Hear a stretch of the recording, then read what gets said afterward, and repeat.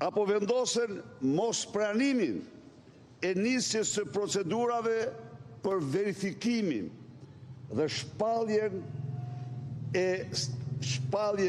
e papajtueshmërisë së mandatit me famozen Irena Gjokaj. Miq, të dashur qytetar dhe qytetare, këta persona të cilë shkelmojnë mbi një zinxhir, mbi një seri dokumenta zyrtare, shqiptare dhe ndërkombëtare, dokumenta të cilat i nërpresin automatikisht mandatin Irena Gjokës, këta janë më kriminal se vetë Irena.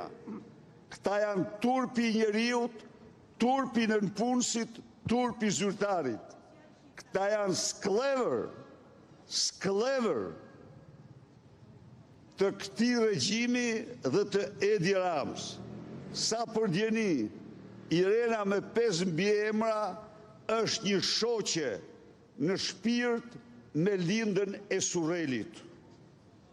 Përveç se këshilltare e Gysagasit, e faktuar vizitat e saj, unë ka rrezik që edhe një njeri midis jush këtu i ka pa videot në dosjen e Gysagasit, se si Serbezja hyn dhe del në zyren mafioze të Agasit.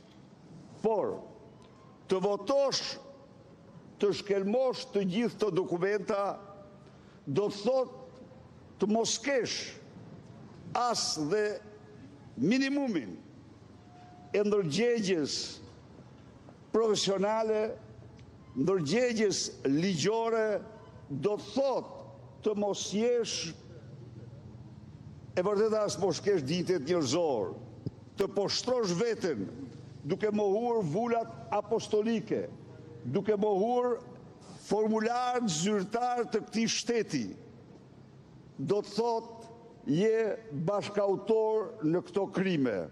Ndaj dhe e them këtë, pse e them? Sepse kjo nuk ndodhte kurrë, nuk ka ndodhur kurrë në historitë sado absolutisht të palavdishme të KLG-ve të kryesuara nga presidentet, se unë nuk i mbroj defekte që kanë patur, por kur, kjo nuk mund të imagjinohej. Kjo s'mund të imagjinohej të shkelmoshin ligjet në këtë mënyrë. Tani, kjo ishte konsiderata ime, le t'ju referohemi, bravo, një minutë se këtu, ju referohemi fakteve. Dokumenta me apostile nga shteti grek, të cilat në konventa ndërkombëtare janë të detyrueshme për t'u marrë parasysh, vërtetuan se Irena Gjoka është 2 herë e dëbuar nga Greqia për çdo njeri që i thot vetes njeri përveç atyre 6 firmatarëve të mësipëm, ku një prej dëbimeve ka qenë për shkak se është kapur me vizë të falsifikuar. Ky falsifikim është vërtetuar me ekspertizë nga laboratori kriminalistik dhe në bazë të saj Irena Gjoka është dënuar si falsifikatore penalisht, si kriminale pra. 2. Por kjo natyrisht për 6 firmatarët e mësipër nuk ekziston. Shikoni çfarë turpi njerëzor është në qeverinë e gjyqësorit. Në imagjinoni, janë institucion kushtetues, janë të gdhenur në librin themelor të shtetit si institucion ata. 2.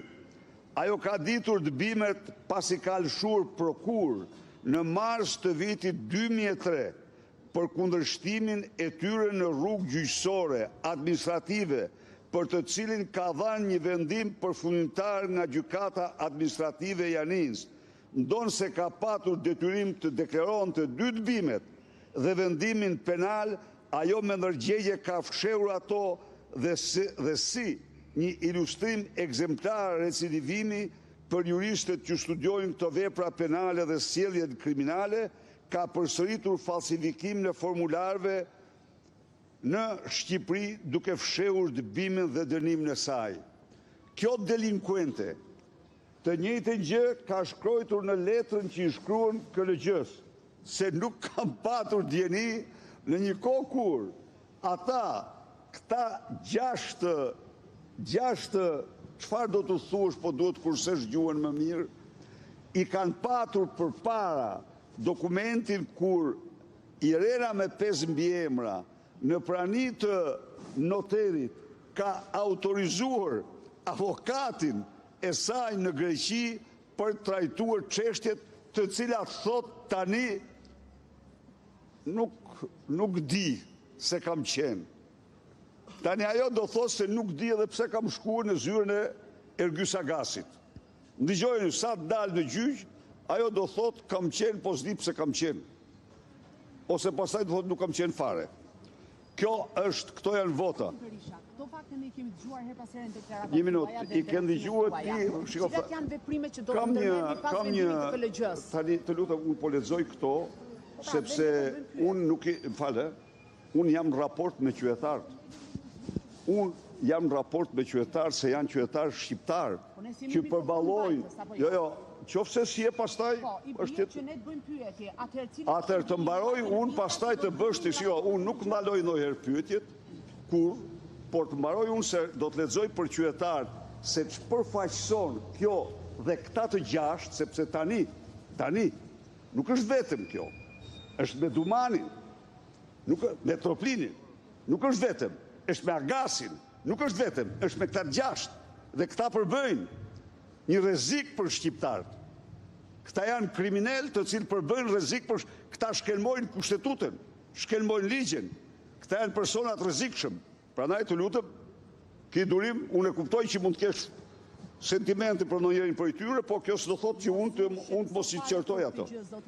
Sa herë tani, pra dënimin e saj. Edhe një herë, ka fshehur dëbimet dhe dënimin e saj. Sa herë ka plotësuar formularin e dekriminalizimit prej vitit 2017 sipas ligjit 138/2015, gjë që sipas ligjit duhet këtë bërë të paktën 4 ose 5 herë deklarime që nga 2017 kur kaloi në GKKO si gjyqtare, kur u emërua si kryetare GKKO-s, kur kaloi vettingun. 2. Ka fshehur prej KLG-s ndonë se kishte detyrim të deklaronte sipas ligjit 96/2016, neni 28 dhe neni 66 fraksion 3.